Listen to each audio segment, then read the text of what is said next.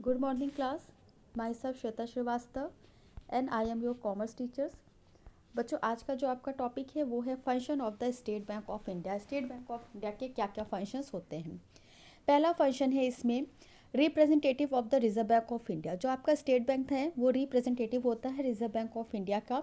Branches of the Reserve Bank of India are very limited. इनकी जो branches होती है बहुत ही लिमिटेड होती है। Where there is no branches of the Reserve Bank of India the state bank of India function as its agent. जहाँ पर RBI की ब्रांचेस नहीं होती है वहाँ पे स्टेट बैंक ऑफ इंडिया इसके एजेंट के रूप में काम करता है। As an the agent of the Reserve Bank of India the state Bank perform some very important function as below. First पहला फंक्शन क्या है, बैंकर टू द गवर्नमेंट। ये गवर्नमेंट का बैंकर होता है। द एसबीआई और function as government bank. It accept money from the general public on the behalf of the government. Government के behalf पे ये जनरल पब्लिक के मनी को एक्सेप्ट करता है। ऑल्सो मेक पेमेंट करता है the public on the direction of the government. Bankers of the bank, ये बैंकों का बैंकर्स होता है। The SBI accept deposit from the commercial bank and also give loan to them on need basis. Next है manager the clearing houses. Clearing houses were prescribed over by the Imperial Bank of India till 1935 when the Reserve Bank of India was constituted. It took over this function whereas it had the branches. ये क्या करता है आपका जो clearing houses है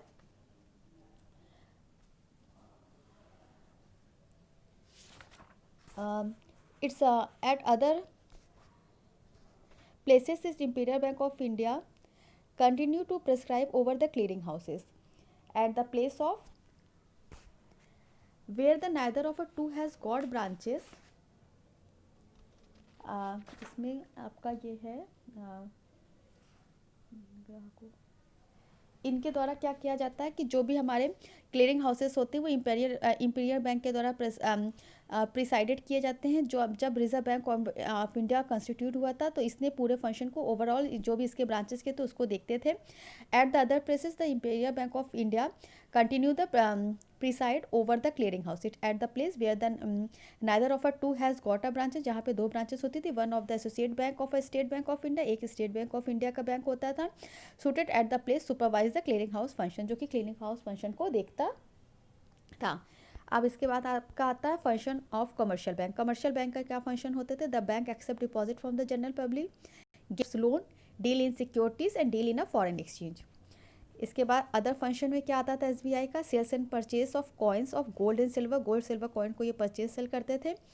safe custody of valuable articles of a general public. General public की जो भी वेरेबल आर्टिकल्स होते थे उसे सेव करते थे। Issuance of letter of a credit and a financial guarantee, telegraphic transfer of money from one place to another place, collection of a cheque, drafts and bills of behalf of customer, purchase and discount of bill, issue the traveller cheque and credit card. इसके बाद आपका आता है prohibited function of the state bank of India. State bank के द्वारा कुछ काम नहीं किए जा सकते थे। पहला है loan can not be given for unlimited period of a time. Unlimited time period के लिए आप लोन नहीं दे सकते थे। The bank can not acquire fix asset other than its own business premises. The bank is prohibited from the rediscounting bill. Rediscounting bill prohibited थी where the validity is beyond 6 month, जहाँ 6 month की validity थी। The state bank of India can not in cash any bill which does not bear to signature. जब तक दो signature ना हो ये बिल को इन कैश नहीं कर सकते थे। The bank can not give loan on the security of its own share for more than 6 month. The bank can not advances to a person और a firm more than a fix amount. इसके बाद आपका आता है associated bank of the state bank of India. After nationalization, the Imperial Bank of India and constituting the State Bank of India in 1955, the Government of India observed that the bank owned by the Mahajan of the princely states were still functioning as a private bank and their role in the development of the nation was negligible. In order to channelize the resources of these princely bank, इसमें क्या होता था कि state bank of India जब पहले महाजन था तो वहाँ पे बैंकों की फैसिलिटी नहीं थी। तो बैंक जो थे वो विलेज से बिल्कुल बाहर थे। तो इन सब चीज़ों को पूरा करने के लिए सरकार ने काफ़ी बैंकों की स्थापना की।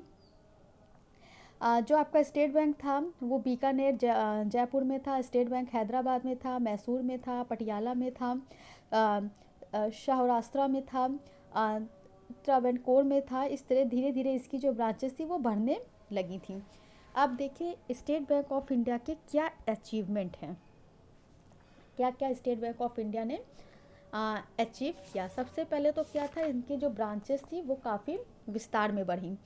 मतलब कि इनकी ब्रांचेस देखते देखते ऑल ओवर इंडिया में काफ़ी सारी हो गई थी। 30 जून 2009 को 16,294 इनकी फॉरेन ऑफिसेस थे, और कम से कम 5,510 लोकेटेड थे जो कि रूरल एरिया में थे।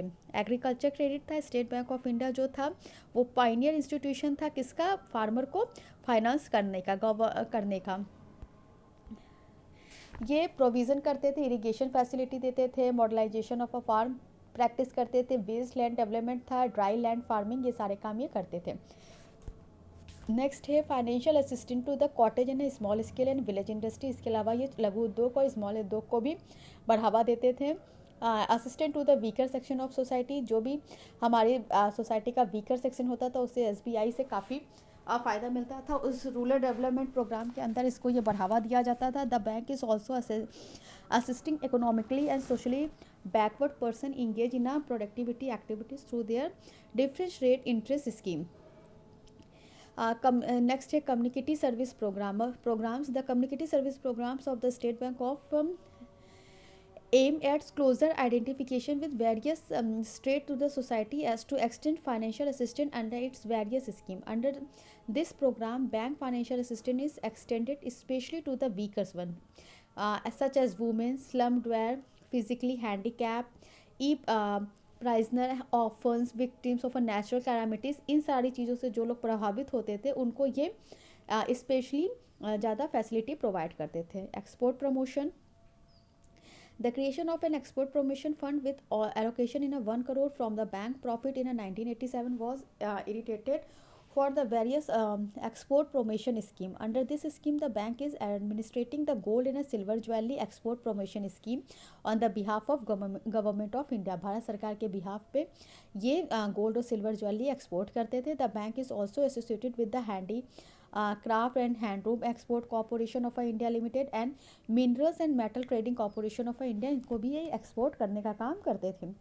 Foreign exchange business, the State Bank of India deal in a 20 important currencies of the world and other corrected services to the government of India. For this purpose, the bank established one rate information central at Central Office, Mumbai. The bank also issued traveler check. इसके लिए bank ने traveller cheque issue किया था जो कि foreign currency में cell करने के लिए फ़ायदा करता था। ट्रेनिंग प्रोग्राम्स, इसके अलावा एसबीआई ने जगह जगह पे चीज़ों को ग्रो करने के लिए ट्रेनिंग दिया, जिससे कि ये जो आपका बैंक का फंक्शन है वो काफ़ी अच्छे से ऑपरेट हो सके। Loan to the educated unemployed, the age plan of the SBI is very important. The arrangement has been made up provide loan on easy instalment to the agriculture graduates and the engineers by bank to start their own business under this plan. Next है आपका expansion of agriculture development branches. जो भी हमारी agriculture development branches थी उसको काफ़ी बढ़ावा मिला। Star deposit scheme, under this scheme the facility of money investment at currency interest rate will be give the depositor for 46 days in a prescribed amount category 5, 10, 25 and 15,000 rupees. There will be the facility or to renew up to the 7 times without presenting deposit receipt in adopting the village.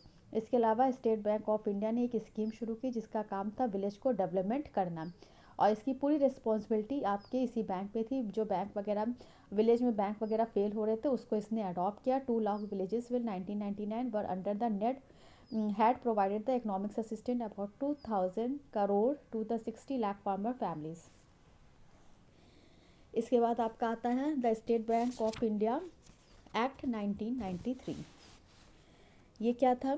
The value of the bank share has been reduce from 100 to 10 rupees. The limit of a keeping 200 share by any person has been lifted. The limit voting right has been increased from 1% of a 10%.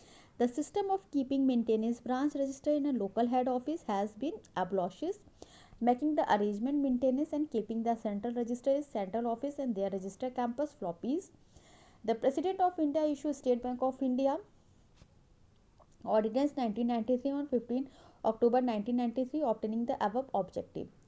ये आपका कुछ act था 1993 में जो बना था। अब importance of the state bank of India. State bank of India की इम्पोर्टेंस क्या है? सबसे पहले है the biggest commercial bank of the country. हमारे यहाँ ये सबसे बिगेस्ट कमर्शियल बैंक था हमारी कंट्री का। सेकेंड है एक्सपेंशन ऑफ डोमेस्टिक नेटवर्क, इसने हमारे डोमेस्टिक नेटवर्क को काफ़ी बढ़ावा दिया। नंबर्स ऑफ ब्रांचेस जो एसबीआई की थी वो 466 जुलाई 1985 में हो चुकी थी, जो कि बढ़ के 13,849 हो गई थी। धीरे धीरे ये इसने अचीवमेंट इसमें लेता गया। नेक्स्ट है किसान क्रेडिट कार्ड एंड किसान गोल्ड कार्ड।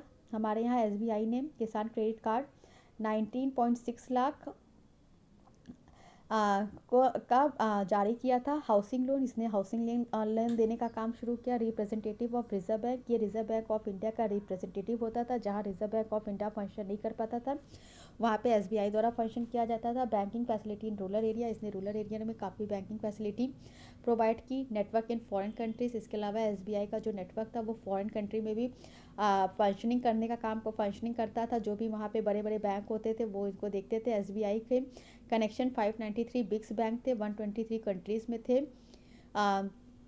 इसका जो नेटवर्क था काफ़ी बड़ा था। ATM network of state bank group, the network of more than 1800 ATMs of state bank has been completed in a 460 city of the country. The first phases, there is the plan of making continuous growth in the numbers of ATM and a many facility to the bank. Single window system, state bank of India ने start किया था single window system. इस computerise branches for providing all types of facility to the customer, one place in the bank branch. इसके बाद आपका आता है rural credit. Rural credit में भी इसने काफ़ी इंपॉर्टेंट रोल दिया। पहला था general assistant, state bank of India ने फ्री ट्रांजैक्शन ऑफ मनी शुरू की।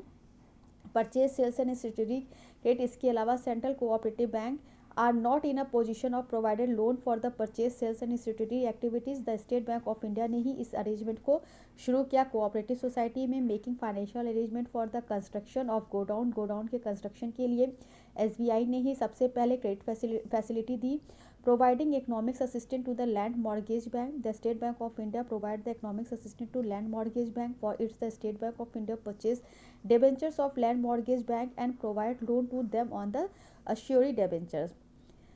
अब इसके कुछ डीमेरिट्स थे। पहला था effect of the bureaucracy, as the work field the state bank of India and the numbers of employees have has been increase in bureaucracy also due to which the work efficiently the bank has decrease. अच्छे से काम न करने की वजह से ये bank काफ़ी डिक्रीज होता गया और काफ़ी इसकी कंप्लेन और करप्शन बढ़ने लगी।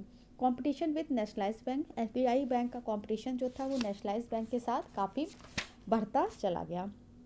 बच्चों इसके साथ आपका ये चैप्टर यहीं पे ख़त्म होता है। Next chapter the central bank है, जिसे हम हमारे नेक्स्ट लेक्चर में आपके साथ डिस्कस करेंगे। Okay class, thank you.